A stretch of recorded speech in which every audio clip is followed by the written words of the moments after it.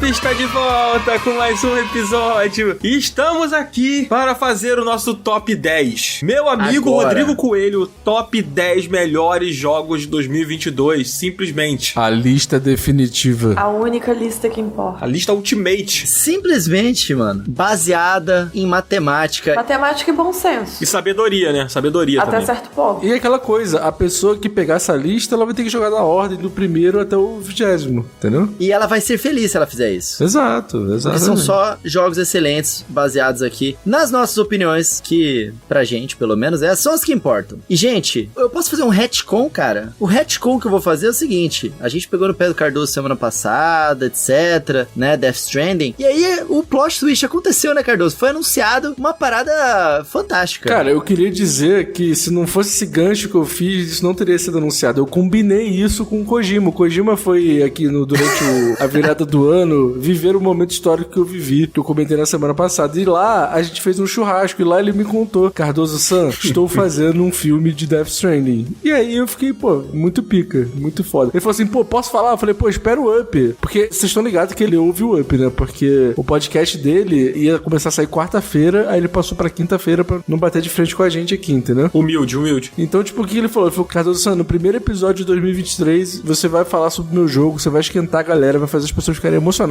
porque no episódio da semana que vem, você falar que vai ter um filme de Death Stranding. E é isso. Exatamente isso que aconteceu, cara. Exatamente isso. Então, baita anúncio aí que deixa os nossos ânimos aguçados. Algumas pessoas não queriam jogar Death Stranding porque, sei lá, não gostaram do estilo de jogabilidade aí. Agora vão poder aproveitar a história tocante do Cardoso no filminho, mano. Muito top. E aí, como é que você tá, Dan? Fala pra mim. Eu tô bem, cara. Eu tô bem, tô animado pra esse programa aqui, porque o da semana passada foi muito legal. Achei que era pro filme do Death Stranding. Eu também Não, achei. amiga, você percebeu que eu fingi que não ouvi, né? Na verdade, eu fico intrigado se não é uma sequência do filme que já é jogo, né? Porque o jogo é meio que filme e tal, então a galera tá aí, né? Um Intrigado. filme de 300 horas. É o que? Acho que são 8 horas de cutscene. É o suficiente pra te fazer ficar feliz e emocionado. Entendi. Tá bom. A gente já tá falando de Death Stranding de novo. Por quê, gente? Por que que a gente tá de novo falando de Death É Stranding? isso que o Cardoso faz. É, Ele tá vendo vem só? assim, lentamente, quando vê, tá todo mundo falando de Death Stranding. Pois é. Mas nós vamos agora concluir o que começamos na semana passada. Nós vamos revelar o nosso top 10, cara. Os 10 melhores jogos de 2022 de acordo com a gente aqui. Que todo mundo sabe que se é de acordo com a gente é a opinião definitiva do planeta. E vamos explicar com mais calma, Coelho, agora aqui pra galera que não entendeu. Porque, assim, a gente fez a nossa lista e o nosso top 10 foi a parte mais difícil de montar, né? Porque a gente teve que fazer concessões, entender qual jogo tinha que estar na frente, qual jogo tinha que estar atrás, por quê. E é difícil fazer isso. É. Porque, cara, cada um tem experiências diferentes, cada um valoriza coisas diferentes também num jogo. E somos 4 aqui, né? Não é como se fossem uma centena de pessoas. Então, a gente acabou por decidir de uma forma que fosse um pouco mais democrática, um pouco menos, cara, um embate de opiniões, né, Dan? A gente fez uma espécie de uma pontuação, né, aqui interna nas nossas listas. Cada um montou o seu próprio top 10 e depois a gente bateu os top 10 juntos, assim, pra ver o que tinha na minha lista que também tinha na do Cardoso, o que tinha na lista da Márcia que também tinha na do Coelho. Então a gente foi batendo, né, e aí com o sistema de pontos que a gente fez aqui pra poder desempatar certas coisas, a gente conseguiu chegar num consenso. Acabou que algumas coisas a gente moveu na lista pra poder fazer sentido com tudo isso que o Coelho acabou de falar. E agora a gente vai entrar nesse top 10, desses 10 jogos aí que foram os jogos mais importantes pra gente ao longo do ano passado. Depois do quê? Depois do Tururu, né, Coelho? Não, mas lembrando das categorias que são importantes, cara. Critérios, né? Os critérios.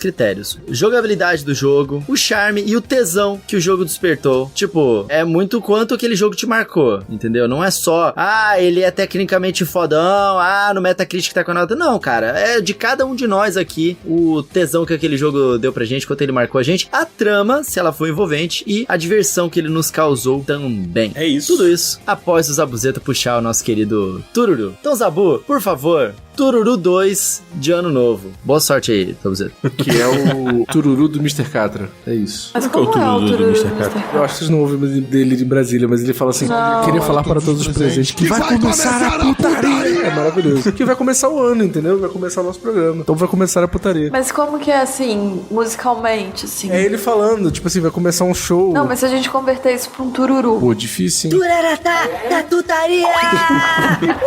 É isso.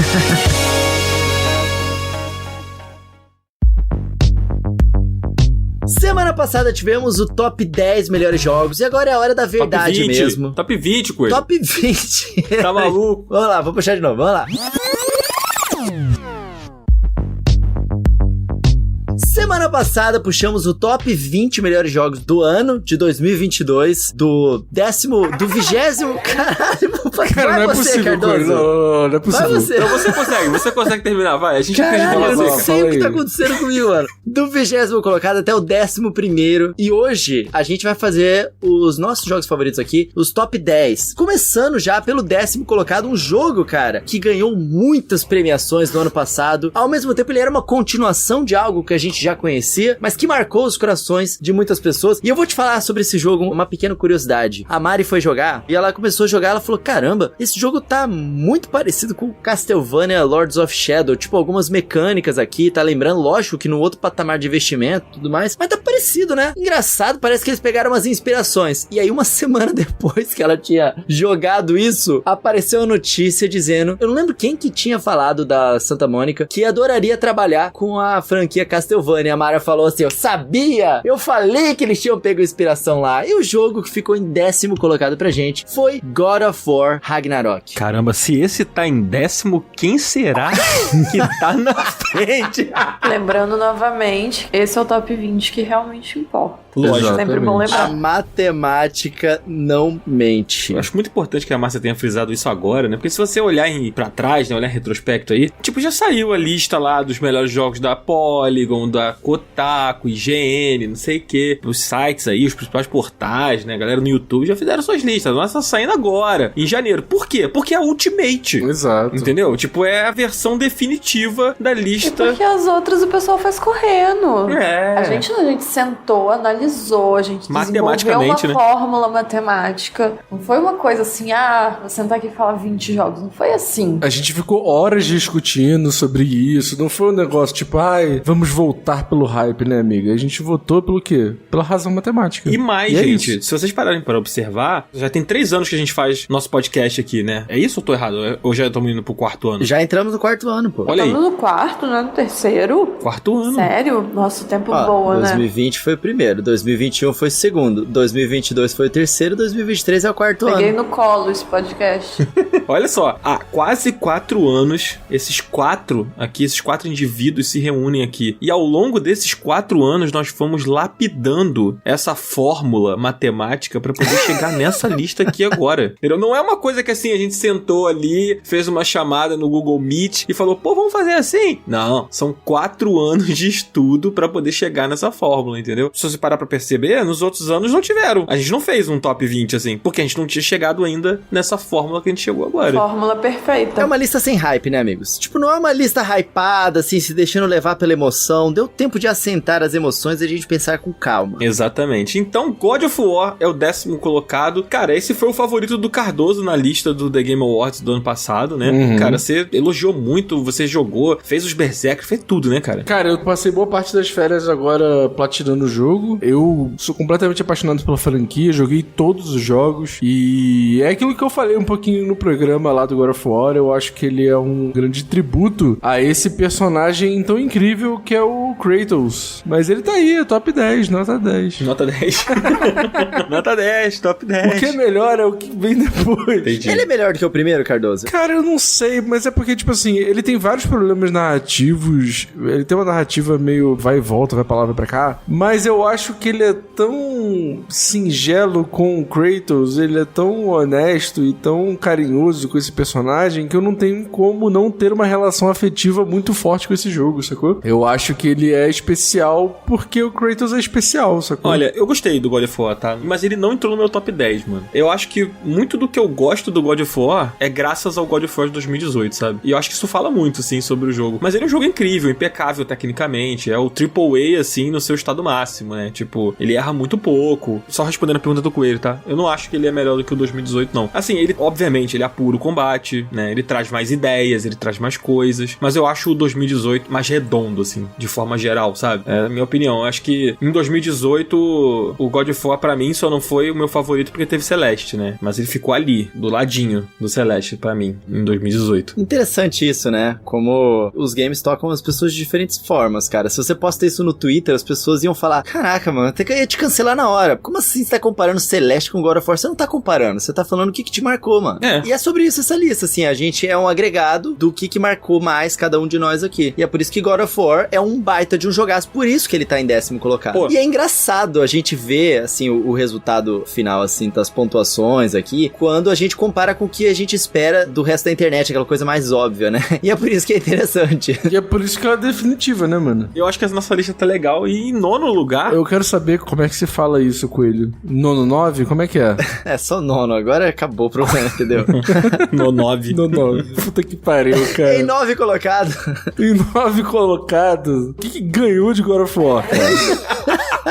Cara, em 9º lugar, olha só. Eu sei que vocês estão rindo. Eu sei que parte da nossa audiência aqui vai se revoltar, mas não é meme. Não é meme. Lembrando não é essa meme. frase. Não é meme. Em 9º lugar está talvez um dos melhores card games que eu joguei em muito tempo, assim. É real. Da década? Você pode falar da década? Cara, ele só não é o da década. Não, um dos melhores da década. Porra, que a década começou agora, né? Então pronto, porra. É o melhor da década. E God of War é, por acaso, o melhor hack and slash da década? É também, né? Ele não é hack and slash, Coelho. Caralho, que ano é hoje, pô? Eu não joguei, caralho. Porra, mas pelo amor de Deus, hein? Mas Marvel Snap está em 9º lugar. Caralho, vai tomar no cu. Cara, mas olha só. Por que Marvel Snap entra nessa lista? É porque ele é melhor que ele God of War? Não, eu vou falar por que ele entra nessa lista. Porque você, Daniel, que foi a única pessoa que colocou esse jogo na porra da lista, colocou ele em 3º lugar dos melhores jogos do ano pra você. E é por isso que ele tá na frente de God of War. Porra, pelo amor de Deus. Chat, é por causa disso que essa marmelada aí que aconteceu. Ô, Cardoso, olha só. Você falando desse jeito faz parecer que a nossa fórmula é muito simples de entender. Não é exatamente assim também, entendeu?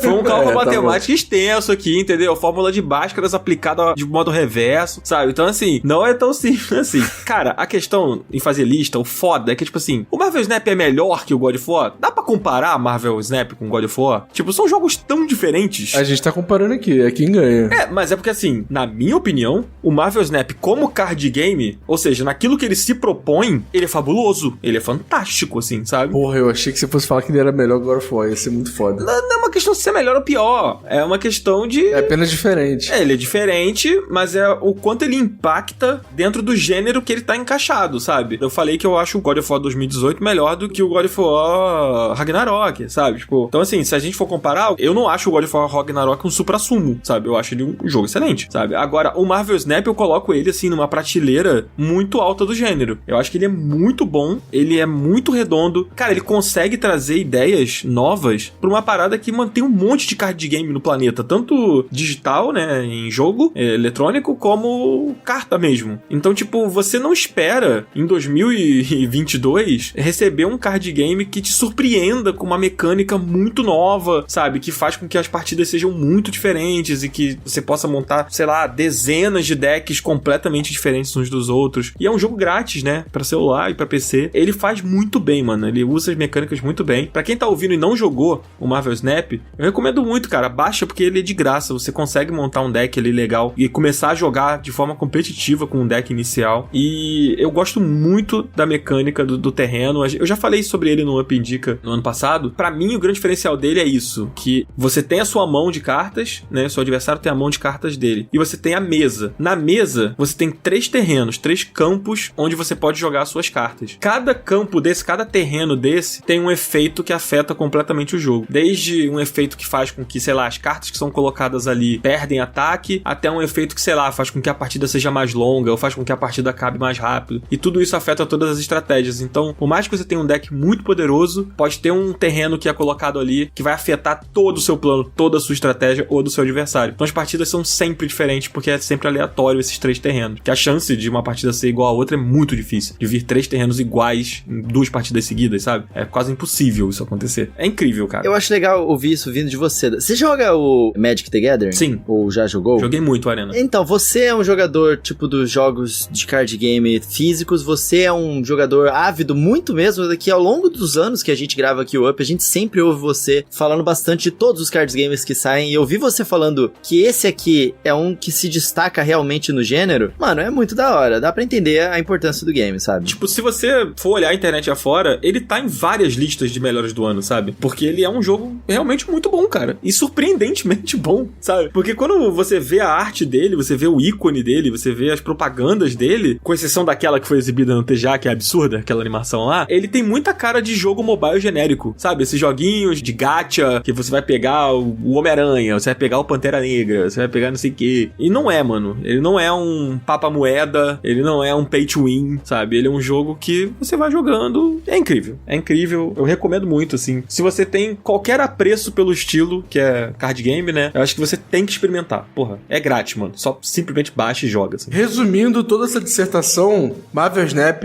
é melhor do que God of War. E ponto Mas final. Cardoso, ele não é o único jogo melhor do que God of War nessa lista.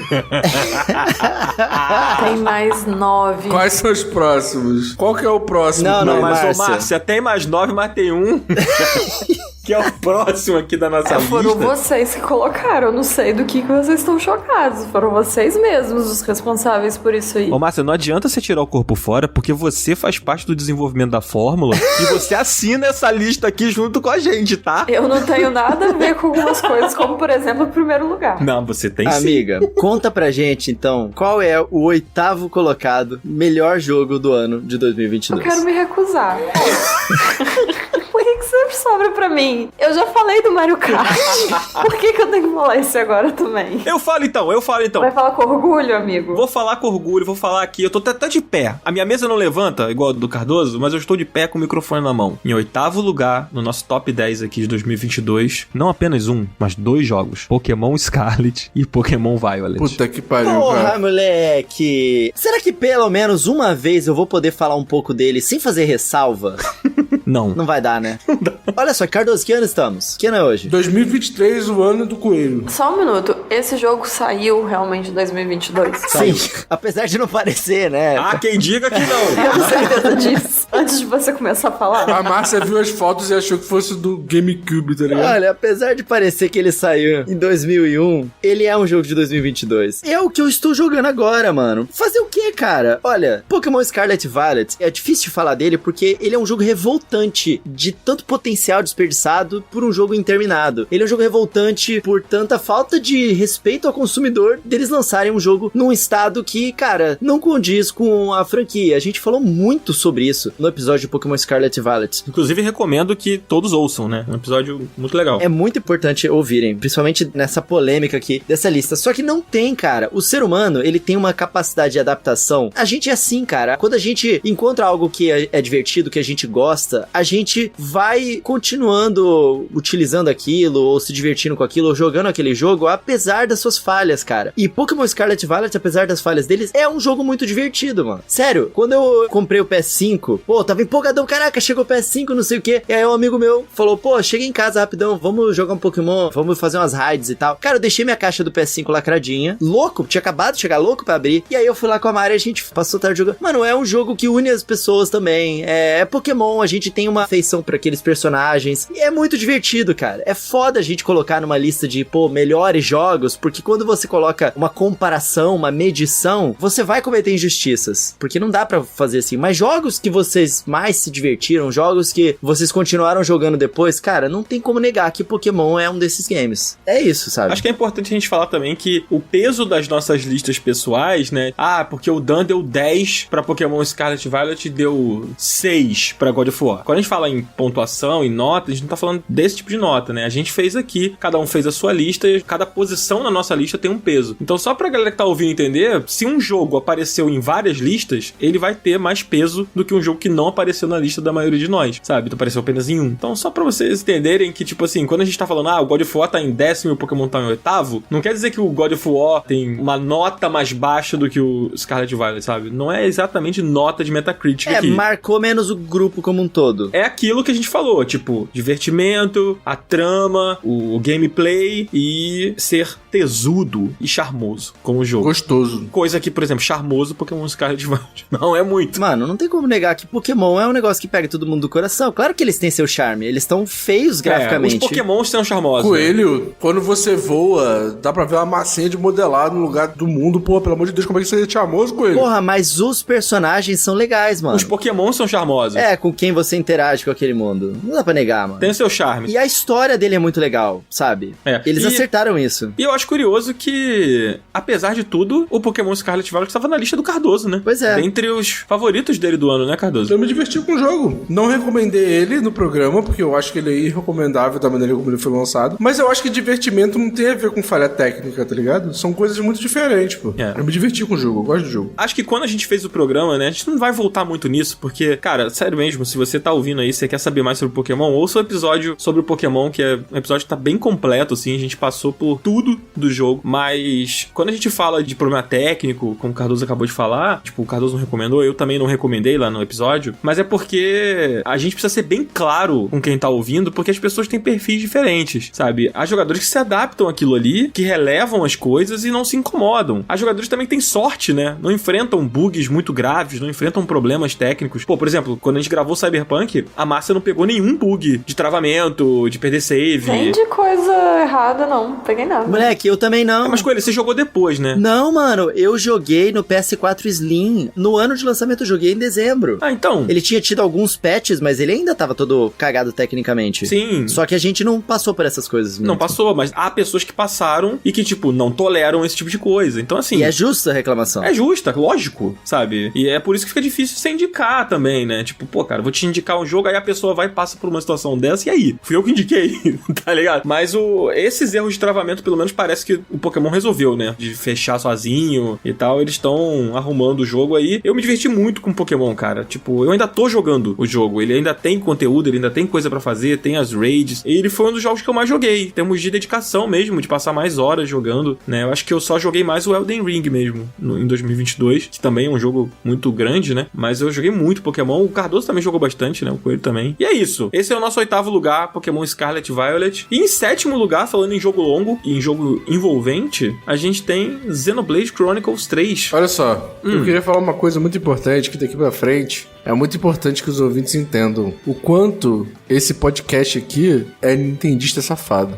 Vocês vão ver daqui pra frente e vocês vão entender por que tem tanto jogo da Nintendo aqui na frente, tá? Eu só vou deixar isso claro aqui pra audiência. Eu achei que você fosse dizer que esse podcast era eclético, porque a gente passou de um jogo quadruple A pra um jogo gratuito card game, mobile, pra um jogo de Pokémon que erra e acerta, pra um JRPG. É eclético, mano. A gente tem gostos diferentes aqui, é isso que faz o Up ser especial, tá ligado? Xenoblade Chronicles 3 mereceu as indicações todas que ele recebeu no The Game Awards. Infelizmente ele não levou nenhuma premiação, mas o fato dele estar lá indicado significa algo, né? É que muitas pessoas indicaram eles em suas listas. Ele é um jogo envolvente, ele é um jogo que, cara, ele pode assustar, assim, a gente zoa, pô, tem um monte de sistema, um monte de bagulho na tela, não sei o que, mas é porque, cara, ele tem sistemas pra você utilizar ali dentro. Eles funcionam, e o jogo inteiro, ele não deixa de te introduzir coisas que vão mudar a sua jogabilidade até o final, cara. E, cara, algumas pessoas acham isso um ponto negativo também. Ah, não acredito, tô vendo tutorial aqui com 60 horas de jogo. Cara, você tá vendo uma mecânica nova ser introduzida com 60 horas de jogo. Sempre tem algo acontecendo. E ele te dá a versatilidade também de você, pô, jogar num modo de jogo que você não tem que se preocupar tanto com isso se você não quiser. Se você quiser aproveitar mais a história e o mundo, que são riquíssimos, né, Dan? Sim. Cara, ele traz ali... É uma coisa impressionante que, tipo, o primeiro Xenoblade, ele é um jogo icônico, né? Ele representa um capítulo muito importante dos RPGs japoneses, principalmente finalmente voltando a atingir o ocidente com muita força, né? E acho que o Xenoblade Chronicles 3, ele repete muito desse sucesso, tanto que ele é indicado ao jogo do ano no The Game Awards, ele tá presente em muitas listas, inclusive aqui na nossa, que é a definitiva, mais uma vez, enfatizando aqui. E aí tudo isso que você falou, Coelho, ele tem muito conteúdo, ele não se acomoda em nenhum momento nas suas mecânicas, ele faz questão de ir se reinventando dentro da sua própria narrativa, dentro do seu próprio ritmo que ele vai construindo, né, ao longo ali de muitas horas de gameplay. Eu joguei pouco mais de 70 horas dele e em nenhum momento eu senti tédio jogando o jogo, sabe? Em nenhum momento eu senti que,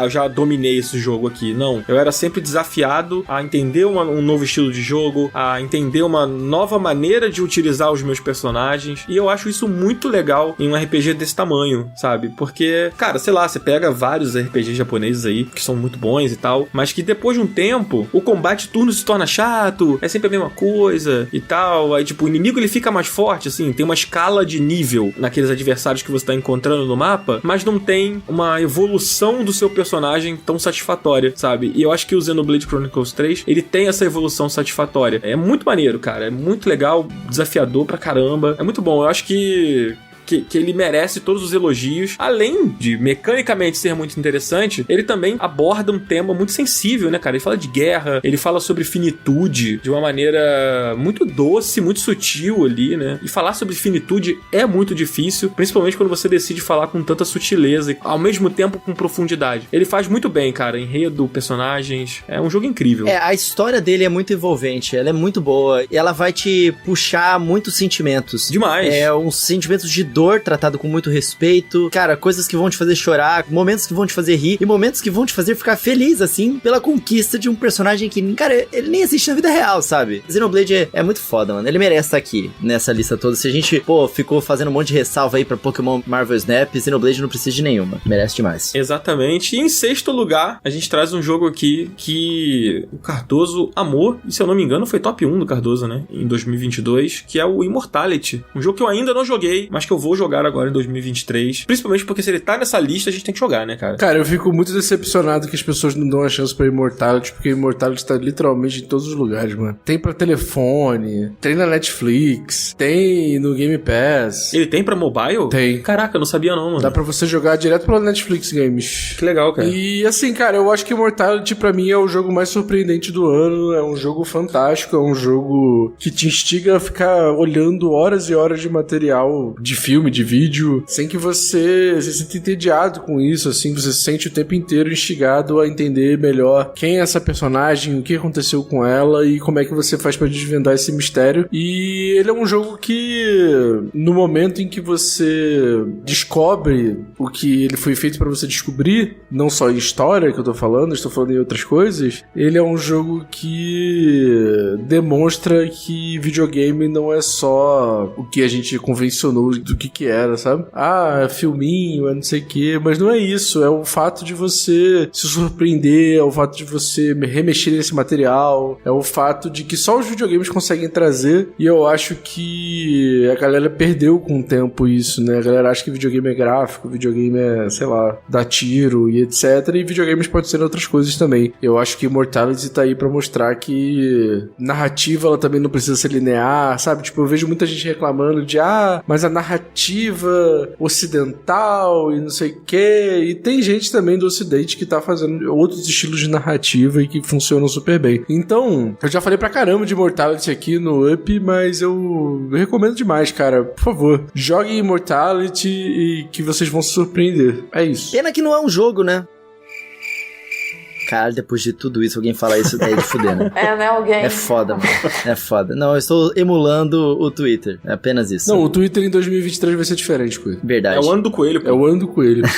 Mas bom demais. Bom demais. Immortality é um jogo que eu tô curioso pra jogar. Não joguei ainda, Cardoso, mas eu quero muito jogar. Esse eu vou jogar. Dá pra jogar no Xbox Cloud Game, no Xbox, no PC, no Netflix. Pô, gente, não tem desculpa pra não jogar. Eu não joguei ainda, tô separado pra jogar, mas eu joguei joguei o Her Story, que é o primeiro do mesmo criador, e é um dos jogos mais sensacionais que existe. Her Story eu ainda não joguei, tenho vontade de jogar. Amigo, provavelmente você vai amar. Eu me sinto triste por não poder participar dessa conversa do Immortality, por não ter jogado ele ainda. É um daqueles jogos que tá na minha lista pra eu jogar mesmo, porque eu acho tudo muito intrigante nele. E toda vez que eu ouço o Cardoso falar, né, eu não participei do episódio que a gente falou do Immortality, que foi com o André, lá do Jogabilidade, inclusive, um grande beijo aí pro André. Um beijo, André. O episódio é muito bom e tal, eu só não ouvi a parte dos spoilers que vocês falam. É muito intrigante ouvir sobre o jogo, então eu imagino que ele seja muito legal. Eu vou tirar um tempo aí agora em janeiro pra poder experimentar o Immortality. Espero que eu curta. Então, vai curtir com certeza. Só pra quem tá ouvindo e não tá ligado, esse é aquele jogo que são vários filmes, várias histórias paralelas, né, que você vai meio que investigando, assistindo elas pra tentar conectar e entender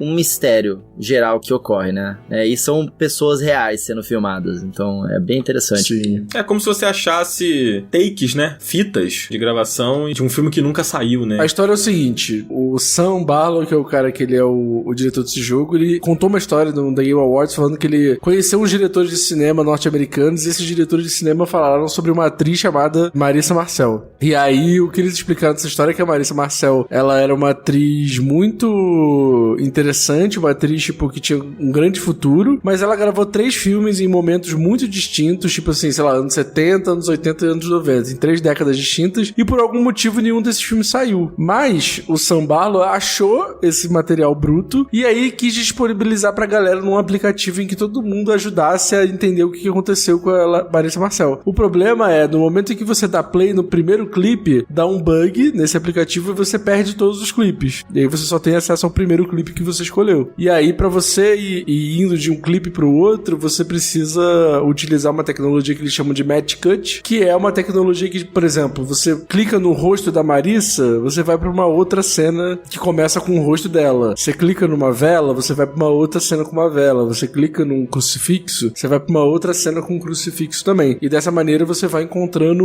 outros clipes e vai tentando entender esse mistério. Muito foda. Muito original, né? É muito foda. O cara que pensou nessa jogabilidade, tipo, mano, é muito original. Mas isso é meio que a coisa dele, porque o Her Story é isso, só que com diferente. O Telling Lies também é um pouco, eu não lembro direito qual é a mecânica do Telling Lies, se é a mesma coisa, mas o Her Story ficou mais gravado na minha cabeça. No Her Story você faz esse processo, só que digitando palavras-chave. Então você tá ouvindo o depoimento da personagem lá, e aí você pega, ela falou marido, e aí você digita marido, e aí aparece todos os clipes que tem marido. Então é meio que o mesmo processo, só que ele trocou isso, né, pra ser por imagem agora. O que é interessante é que, como é um jogo sobre uma estrela de cinema, esse tipo de maneira de interação, de você, tipo, ir voltar uma fita, utilizar o Match Cut, que é uma ferramenta que existe de verdade para os editores de vídeo, é muito interessante, porque ele te transforma, ele te coloca no lugar do editor de vídeo. Tipo, eu sinto que a pegada dos jogos dele é sempre assim, tipo, ele te coloca pra ver um computador da delegacia, então você vira o detetive. Tipo, ao mesmo tempo que é uma parada investigativa, ele te coloca no lugar do profissional também. É muito louco, né? Ele é muito foda, esse cara. Muito maneiro, cara, muito maneiro. Eu já tava afim de jogar, agora eu tô com mais vontade de jogar ainda. É muito foda, muito maneiro. Então esse é o Immortality, ele é o nosso 6º colocado do nosso top 10 aqui. E em 5º lugar a gente tem mais um Pokémon, Coelho. Como assim? É, mano, mais um Pokémon, e esse que foi lançado no início do ano e não foi esquecido ao longo do ano. Esse Pokémon que deu meio que pontapé a várias mecânicas novas e deu a vontade da gente ver mais a Game Freak fazendo isso, né? Que é o Pokémon Legends Arceus. É um Pokémon focado no single player. Normalmente o Pokémon sempre tem aquela coisa de você trocar com os amigos e tá juntos. Nesse não. Esse, a experiência, ela é voltada a você como uma pessoa só, e ele traz uma coisa muito nova pra série que foi super legal, que é o fato de você realmente se sentir ali na natureza como uma natureza perigosa, né? No mundo Pokémon, normalmente, o que tem de perigo são os vilões. A equipe Rocket é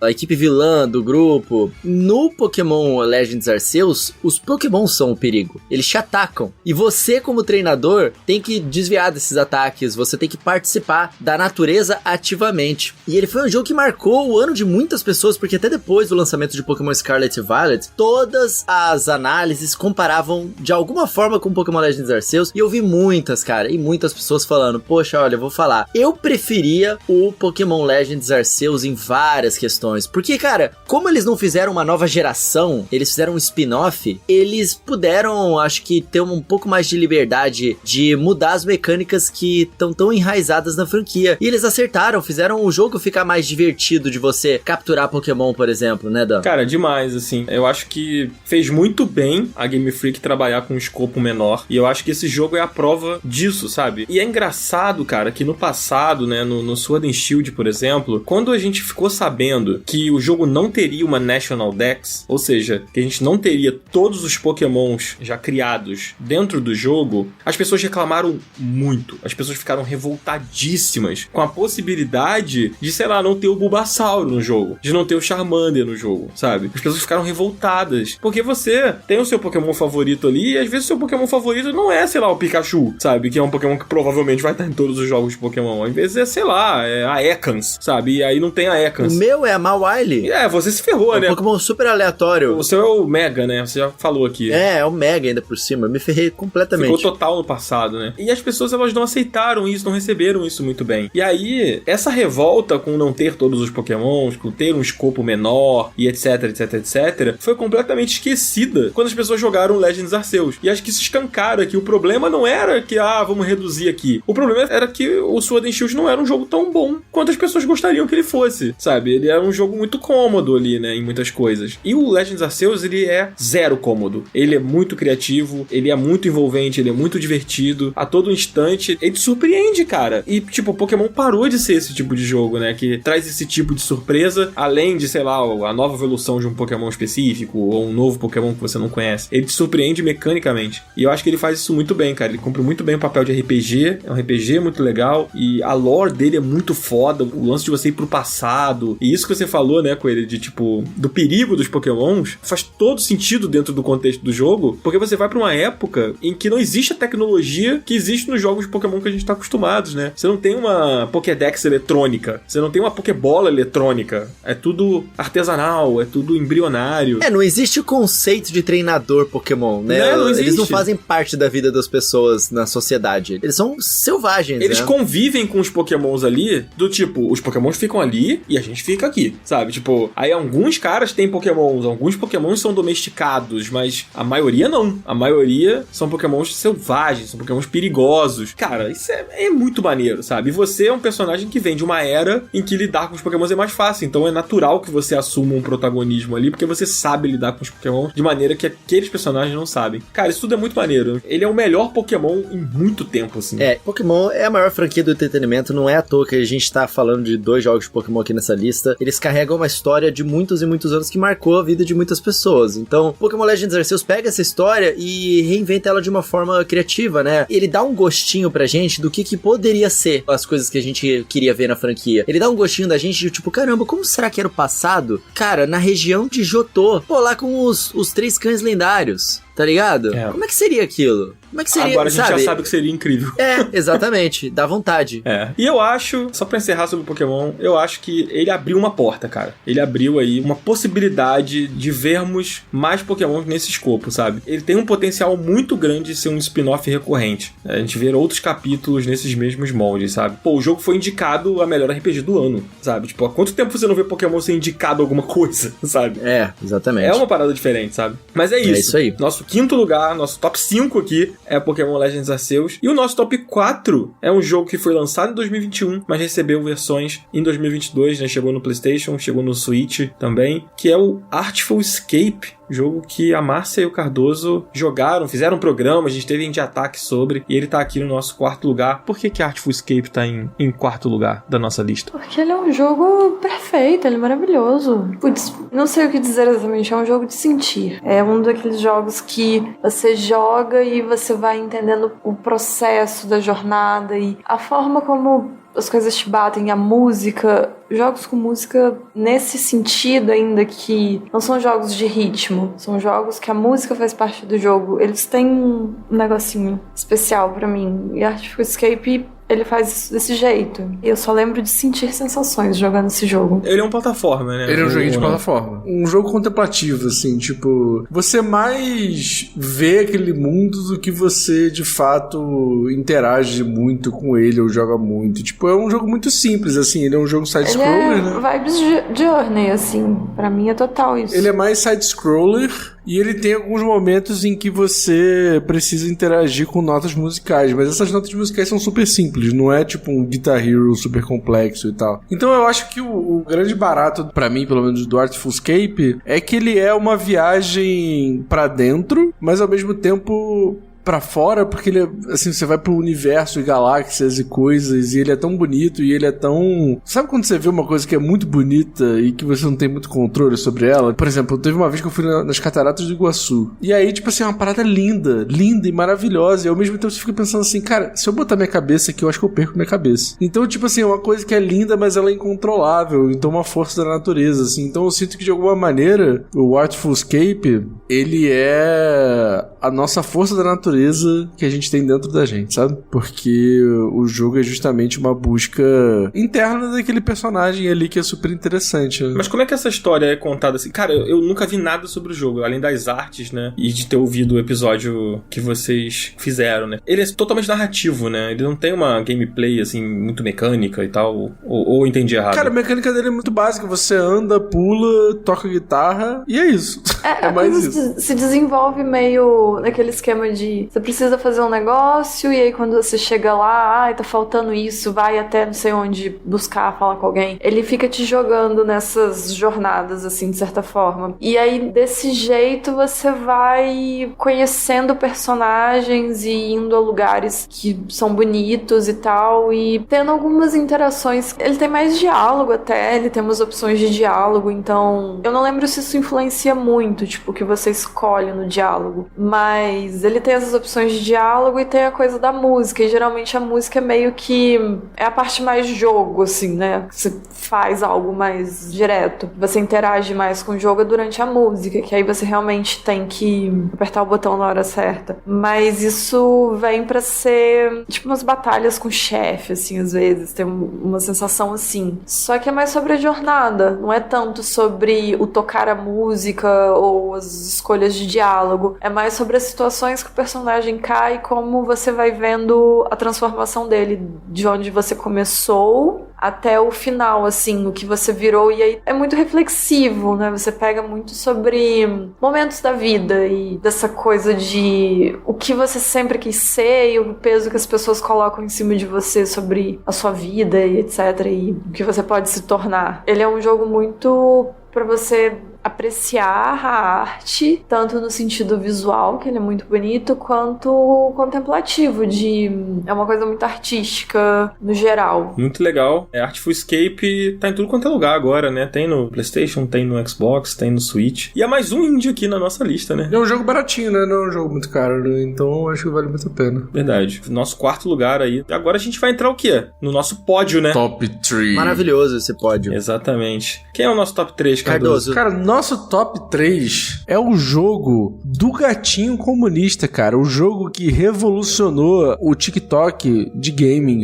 Porque eu vou falar uma coisa. Eu acho incrível como Stray foi o primeiro jogo que fez parte desse hype do TikTok. Porque, assim, até então, o TikTok usado pra games, ele não chegou a furar a bolha gamer. Porque, tipo assim, ele era aquela parada, era os TikToks focados em videogames, público gamer. E o jogo do gatinho, ele veio pra fazer todo mundo conhecer esse jogo, mano. Todo mundo conheceu esse jogo e eu acho que o TikTok, ele tem uma função muito importante disso e talvez seja o primeiro caso que a gente vai ver daqui pra frente de um jogo que irrita nessa plataforma. Tipo assim, ele irritou primeiro nessa plataforma pra depois ele ganhar uma outra proporção em todas as outras, sabe? Ele irritou primeiro no TikTok, mano? Cara... É por causa daqueles vídeos das pessoas jogando e os seus gatos interagindo com a televisão. Tiveram vários TikToks. Sim. E cara, tipo assim, esse é um tipo de fenômeno que a gente já via acontecendo na música, porque existem várias músicas que, tipo, começaram a hitar no TikTok. Porra, tem uma música do Fleetwood Mac de 1970 e bolinha que explodiu num TikTok, 50 anos depois, sei lá. Então, assim, eu acho que é um fenômeno muito interessante pra gente acompanhar e pra gente ver historicamente, assim, acontecendo. E eu acho que o Stray, ele foi o primeiro caso do viral do TikTok sobre games que explodiu e estourou completamente a bolha de videogames, assim. Eu gosto de perceber isso. E o Stray é um jogo muito interessante, né, cara? Ele é um jogo que, além dessa coisa toda de ter furado essa bolha, de etc, etc, ele é um jogo que pega todo mundo pelo gatinho, mano. O gatinho é muito foda, pô. Não tem como. Não tem como não gostar do gatinho. E o mundo, e aí, né? plau, comunismo. Exatamente. Amiga, eu fiquei muito chocado quando eu comecei a entender as coisas que aquele jogo queria falar no ponto de vista de um gato. Eu fiquei, meu Deus. Amigo, o que eu acho mais interessante disso, nem é do ponto de vista de um gato, mas é que não passou pela cabeça de absolutamente ninguém. E eu acho que eles também, tipo, não mostraram isso em um trailer, não de uma forma que ficou visível, sobre o que seria o jogo. Tipo, não dava pra saber. Ou a gente ficou muito distraído realmente com o gatinho. Porque quando você começa a jogar e você começa a ver o que tá sendo dito ali, qual que é o tema real, você fica, meu Deus. E é um tema muito bem construído. Não é só, vamos botar uma crítica social foda aqui. Não, ele é real, muito bem construído. E faz muito sentido essa história ser sobre isso, nesse universo. Eu acho isso muito incrível, a narrativa dele também. Ele foi seu top 1, né, Márcio? Amigo, ele foi, acho que real, assim, acho que foi o jogo que eu mais gostei de jogar esse ano que eu estive tão apática quanto a games e todas as coisas no geral. Mas o Stray foi o único, sei lá, tive 2 jogos no máximo. Eu tive essa sensação de que eu comecei a jogar e eu não tinha vontade de parar. Eu parava pra ele durar mais. Eu falava, não, amanhã eu vou ter mais pra jogar. Porque realmente ele é muito bom em todos os aspectos. Ele é bom porque é um gatinho bonitinho. Ele é um jogo gostoso de jogar. Ele é bonito. Os puzzles pra mim são na medida certa, né? Nem de mais nem de menos. E eles não ficam cansativos também. E a narrativa é muito boa, o universo é muito bom. O tema que ele traz é muito bom e a forma que as coisas desenrolam são muito boas. Então, ele é disparado meu top 1 desse ano. Você pode falar um pouquinho sobre a jogabilidade do gatinho naquele universo? Não é nada muito extremo, não. Tipo, você é um gato, você anda, é dado a você missões. Nesse jogo, você é separado dos seus amigos gatinhos, sua família gatinhos, e aí você cai literalmente num buraco e vai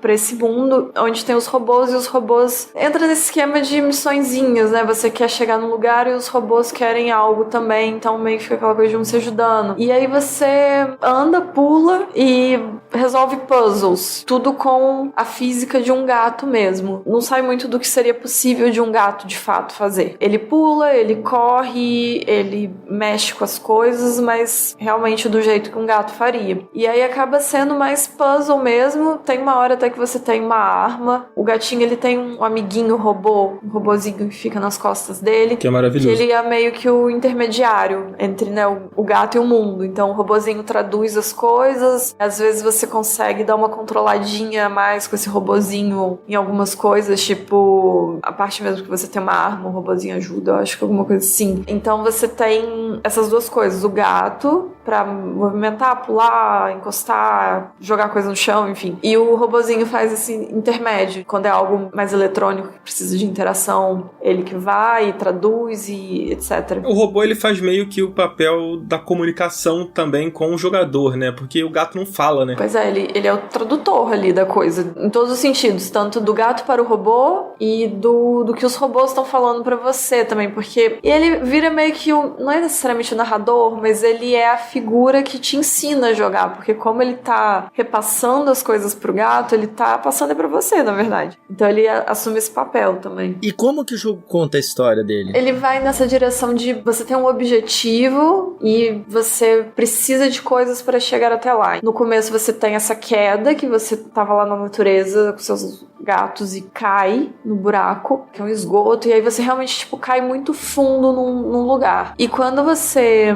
vê, você descobre que que ele tem uma cidade e tem esses robôs, e você precisa escalar até o topo novamente pra voltar pra natureza. Então você vai naquela coisa tipo assim, achei um robô, e aí você conversa com esse robô e ele fala, você precisa da ajuda do fulano. E aí você chega no fulano fala, precisamos de um aparelho e tal. Então você começa a ir nessas pequenas missões pra ir conseguindo coisas que você precisa pra abrir uma porta, liberar não sei o que. E nisso você vai tendo essas interações com os robôs, que eles te contam muitas coisas. Assim, tem uns diálogozinhos que você pega o que tá rolando ali. Então você vai pegando um pouquinho fragmentado no início, e os cenários no geral também te contam muito essa história de você vê a cidade, e aí conforme você vai progredindo, os ambientes vão mudando, você vai subindo, a cidade vai ficando diferente. O primeiro nível é um esgoto, depois você vai pra uma cidade que parece uma favela, depois você já vai pra uma cidade que ainda é suja, ainda é meio esquisita, mas já tá um pouco melhor do que a anterior, e assim vai evoluindo. Nessa progressão é que você vê essa questão que a gente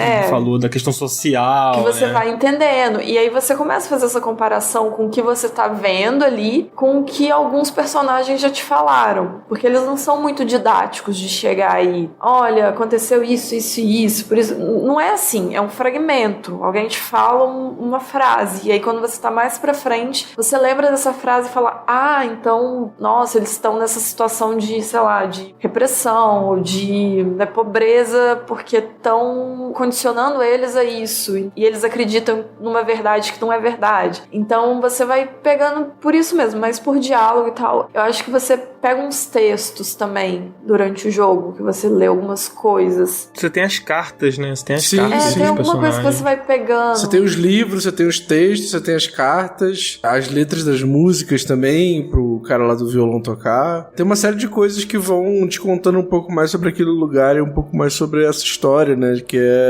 é muito difícil, tipo, contar uma história pra um gato, tá ligado? Só que eu acho que o jogo, ele faz isso de maneira muito inteligente com isso, com esses textos. É interessante que você vai pegando a memória do próprio robô espalhada pelo mapa, e cada memória desse robô te conta uma coisa sobre aquele lugar. Então eu acho que, ao mesmo tempo que é um jogo do gato, também é um jogo do gato com seu amigo robô, sabe? Não, esse jogo parece ser realmente algo muito diferenciado, por isso que eu tô perguntando tanto, assim. E ele é o nosso terceiro colocado aqui na nossa lista, né? Pô, incrível, cara. Parece que eles fizeram algo diferenciado mesmo pra poder contar uma história e pra poder fazer você viver a pele de um gatinho, né? Quem não quer viver a pele de um gatinho? Não existe um jogo de gatinho que seja bem feitinho e não tenha feito sucesso, pelo amor de Deus. E eles fizeram isso de uma forma que parece ter sido muito, muito, muito original nesse aqui. Que legal. Top demais, muito bom. E nosso segundo lugar, aqui do nosso top 3, tá chegando ao fim da nossa lista. É um jogo que eu não achei que fosse ficar no nosso top 2 aqui, nosso segundo lugar, mas que é um jogo fantástico, um jogo maravilhoso, que merece muito estar aqui, que é o Kirby and the Forgotten Land, mano. Olha que legal. No ano de aniversário do Kirby, personagem tão importante, a Nintendo acertou muito em trazer um Kirby que tá à altura do legado do personagem, né? Da importância desse personagem. Acho que fazia muito tempo, falando de mim aqui, que eu não jogava um jogo do Kirby que fosse realmente fora da curva, sabe? Que fosse realmente um jogo bem bolado, do início ao fim, surpreendente, que trouxesse ideias tão legais. A mecânica do Mafu Mode, né? É isso? Mafu Mode, isso. Essa mecânica, ela é incrível, né, cara? Ela me lembra o Mario Odyssey, mas ao mesmo tempo ela não é o que é o Mario Odyssey, sabe? Ela é original, ela é bem legal, né? E combina muito com o Kirby, né? Que é o personagem comilão, que absorve as coisas, os poderes e se transforma. Acho que é uma das melhores plataformas do Switch e ele merece muito, mano. Ele ganhou o prêmio lá de jogo família e tal. É fantástico, né, Coelho? Eu tendo a gostar de jogos que vão se transformando à medida que você vai jogando, né? E a primeira aventura realmente 3D do Kirby, eles conseguiram fazer isso de uma forma muito, muito original. Porque mesmo os poderes de cópia do Kirby, que já é um personagem que se transforma bastante, né? Eles conseguiram introduzir novas formas para esses poderes de cópia. Você pode evoluir elas, e é muito legal porque à medida que você vai jogando, você vai criando novas possibilidades pro Kirby. Cara, um exemplo aqui. O poderzinho que você é um drill, uma furadeira que você entra dentro do chão, ele se transforma num lápis. Aí esse lápis, ele tem o poder de desenhar e permite que você entre dentro de um portal em determinada fase. E assim, à medida que você vai evoluindo e transformando esses poderes do Kirby, você vai ganhando acesso a mais materiais criativos dentro do jogo e novas formas de você vencer os desafios hardcore do jogo. Porque esse jogo tem esse outro lado que não é tão característico assim quando você pensa em Kirby, mas esse tem. Os desafios dele, cara, são muito criativos, muito divertidos, muito mecânica de plataforma mesmo e desafiadores. Então é muito legal isso que eles conseguiram entregar nesse Kirby, né? O desafio e também a diversão leve pra você poder jogar sozinho em família. É muito bom, cara. E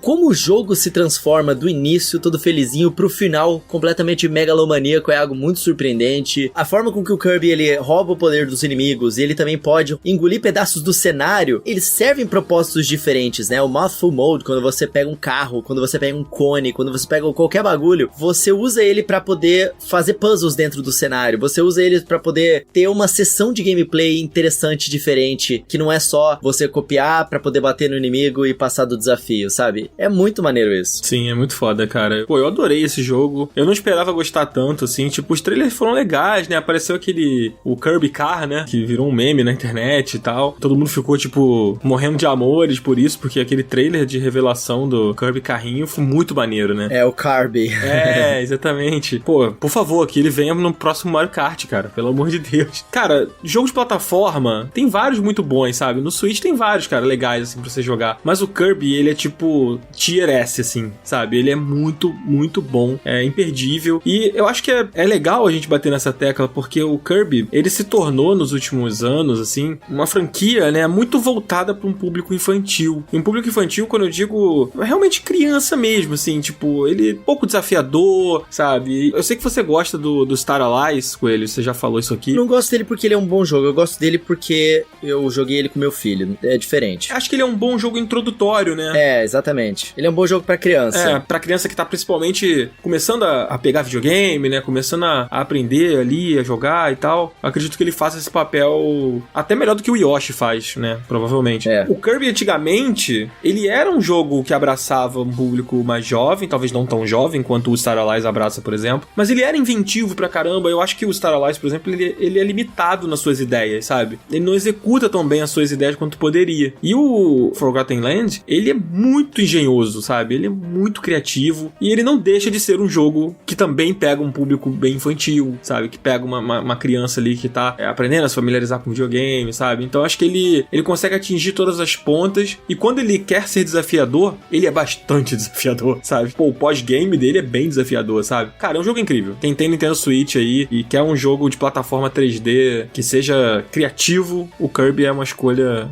muito precisa. É isso. Segundo colocado aqui, belo, belíssimo. Segundo colocado. Muito Acho bom. muito emblemático que seja no aniversário do personagem. Muito legal ele tá tão na frente do nosso top 20 aqui. Pois é. E aí o nosso primeiro colocado, tem um jogo que tá faltando, né? Tem um jogo que foi muito falado em 2022 e não apareceu ainda aqui na nossa lista. Qual é o jogo, Cardoso? Conta pra gente. Não apareceu aqui na lista porque o lugar dele tava guardado. O que é teu tá guardado. É o Elden Ring.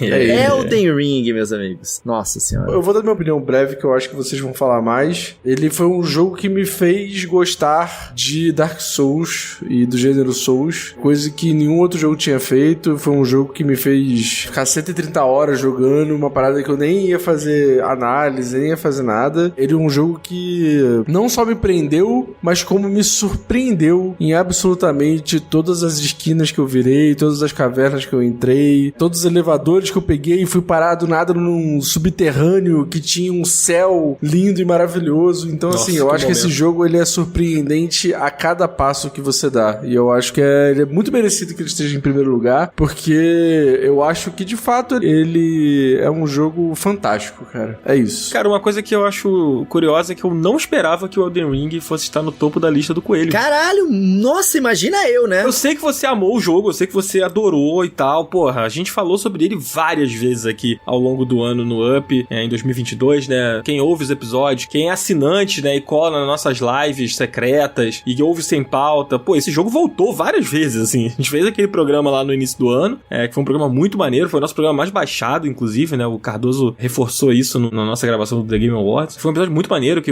a gente recebeu o Patife e o Ricardo, não foi? Patife e Ricardo? Cara, pra você ter ideia, o do Elden Ring até hoje, tirando os de estreia, que a gente, né, teve um boost absurdo, mas em termos de análise, o Elden Ring, até hoje, ele é o segundo colocado. E ele foi feito esse ano. O primeiro colocado é The Last of Us Parte 2, que foi feito em 2020, pra você ter ideia, assim, tipo... Absurdo. O Elden Ring tá a 200 views de bater o The Last of Us Part 2. Então, olha só. O feito desse jogo é absurdo. É incrível, cara. Eu não vou me estender muito no Elden Ring, porque eu falei bastante sobre ele no programa que a gente fez sobre o The Game Awards. Eu mantenho tudo que eu falei lá, né, sobre ele responder, sobre os direcionamentos que o Zelda ajudou a dar aí no passado e tal. Mas uma coisa que eu não falei muito sobre Elden Ring e que acho que cruza um pouco com o que o Cardoso acabou de falar, sobre as surpresas, a cada caverna, a cada coisa, pedacinho que você ia descobrindo, é que ele traz um sentimento, mano, de aventura, que é muito forte, cara. É aquele sentimento de você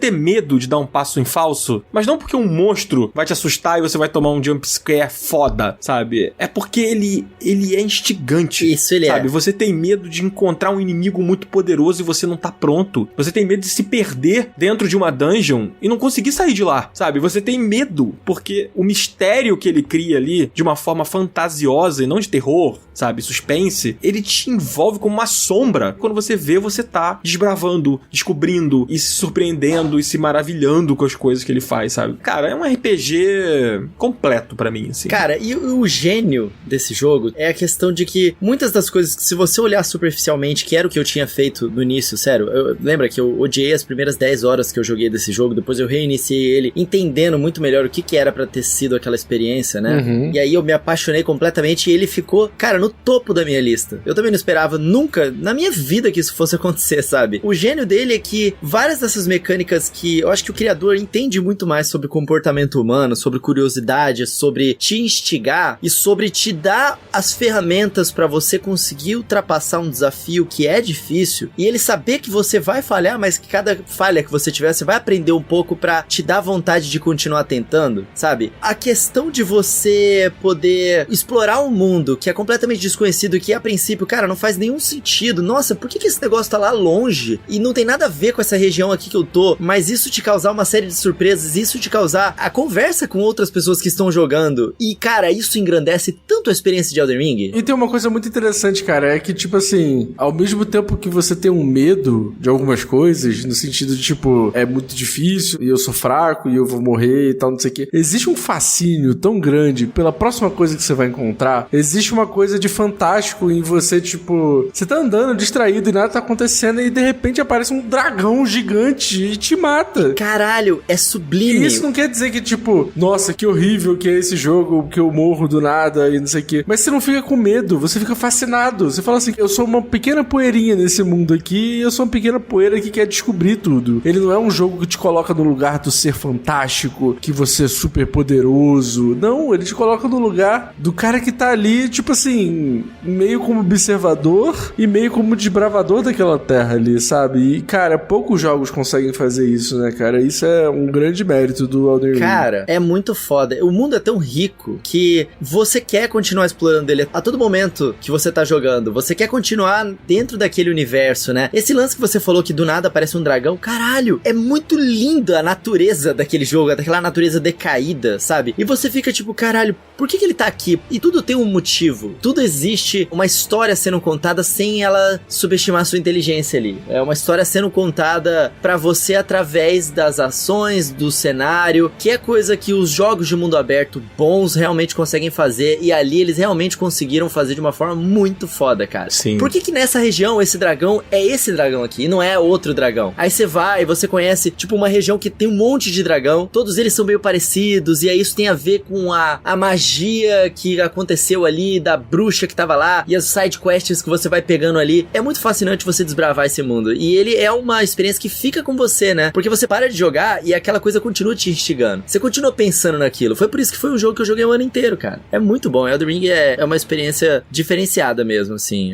Vale a pena ser jogado. É fantástico. Cara, eu provavelmente não vou me esquecer de quando você começa o jogo lá e você chega em Limgrave pela primeira vez. Você não sabe pra onde ir direito feito, e aí o jogo, ele meio que te faz ir em direção a Stormveil Castle, né, ali onde você enfrenta aquele primeiro chefe lá, que tem os braços lá, esqueci o nome dele agora, que a gente morreu pra caralho pra ele, Cardoso. Eu ia falar sobre isso também. Eu sei quem é, o primeiro dos guardiões lá, como é que é o nome? Dos Lords. Ah, mano, os nomes são todos complicados.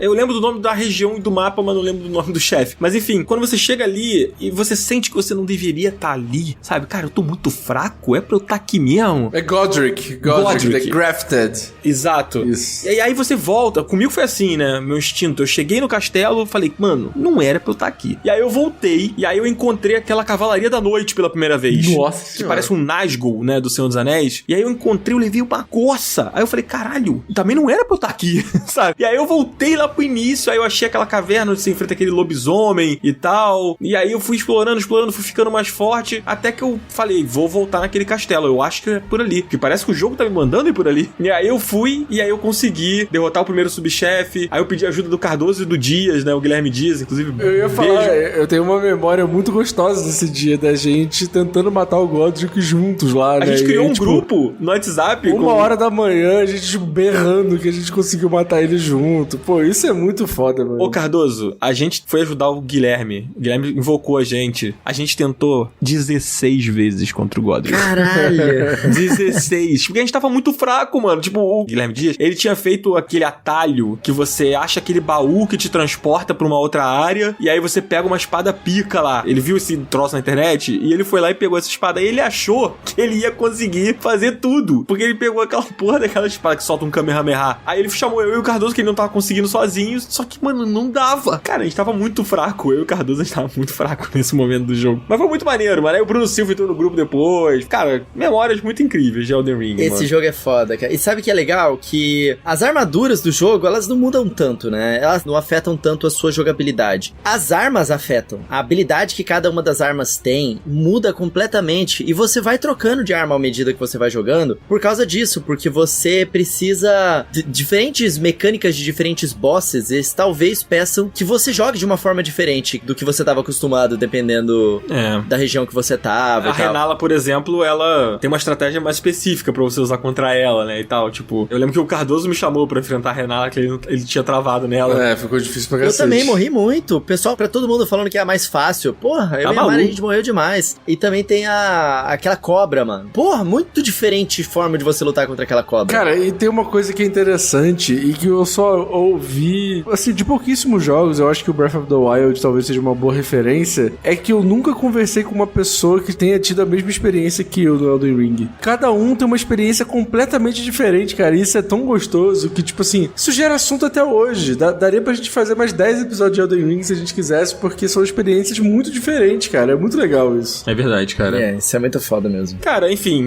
esse é o Elden Ring, a gente tem um programa incrível sobre ele. Dá vontade de fazer outro. Quem sabe? A gente falou várias vezes ao longo do ano, né, Cardoso? Tipo, vamos fazer um parte 2? Agora que todo mundo terminou, tipo, o Coelho já tinha terminado, a gente já tinha terminado, só que acabou que, mano, chegou essa reta final de 2022, um monte de jogo, né? Tipo, um atrás do outro. E esse ano vai ser maior. É, pois é. Exatamente. Gente, esse foi o nosso top 10, né? Acho que passamos por tudo, montamos uma lista aqui. Eclético, duvido, eu desafio a nossa audiência a encontrar outro top 10 mais variado como esse aqui. Foi muito legal, mano, é muito bom a gente ter essa diferença de opiniões, divergência que a gente tem entre a gente, e as convergências também, porque no fim das contas a gente acaba se acertando, é muito maneiro, cara. Eu adorei essa lista aqui. Pô. Fiquei curioso com os jogos que eu não pude jogar ainda, eu acho que a galera vai gostar bastante. É, bem legal, cara, e então vou repassar aqui rapidinho o nosso top 10 só, ou quer passar tudo? O que vocês acham? Passa tudo. Passa rápido, vai. Então tá, ó, vou falar aqui do 20º pro primeiro, hein? Tunic, Mario Plus Rabbids Sparks of Hope, Sifu, Mario Kart 8, Booster Course Pass, A Musical Story, Tartarugas Ninja Shredder Revenge,